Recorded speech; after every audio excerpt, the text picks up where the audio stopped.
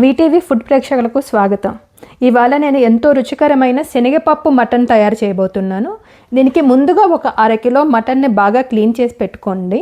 తర్వాత ఒక కప్పు శనగపప్పుని నానబెట్టి పెట్టుకున్నారనుకోండి, ఒక అరగంట బిఫోర్ మనకు అది బాగా ఉడుకుతుంది, లేకపోతే ఉడకదనమాట. అందుకు ముందుగా ఒక అరగంట పెట్టుకుంటే బాగుంటుంది. తర్వాత నేను కుక్కర్లో చేస్తున్నానండి, మటన్ ఉడకదు కదా సరిగ్గా. సో కుక్కర్లో కొంచెం ఆయిల్ వేసుకొని ఒక చిన్న సైజు ఉల్లిపాయని తరిగి, ఆ ఉల్లిపాయ కొంచెం మంచిగా ఫ్రై అయిన తర్వాత అందులో తగినంత ఉప్పు, మనకు ఎంత రుచికి కావాలో అంత ఉప్పు వేసుకొని, ఆ తర్వాత అల్లం వెల్లుల్లి పేస్ట్ వేసుకొని అది కొంచెం బాగా ఫ్రై అయిన తర్వాత మనం ఆల్రెడీ ముందుగా నానబెట్టి పెట్టుకున్నాం కదండి శనగపప్పు, దాన్ని యాడ్ చేసుకోవాలి.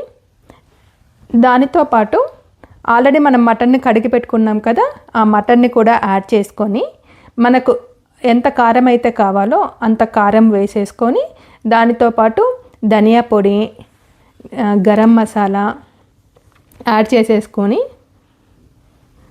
వాటిని కనీసం కుక్కర్ మూత పెట్టి విజిల్స్ 7 to 10 విజిల్స్ గ్యారెంటీగా రానివ్వాలండి. లేకపోతే మనకు మటన్ కదండి ఉడకదు.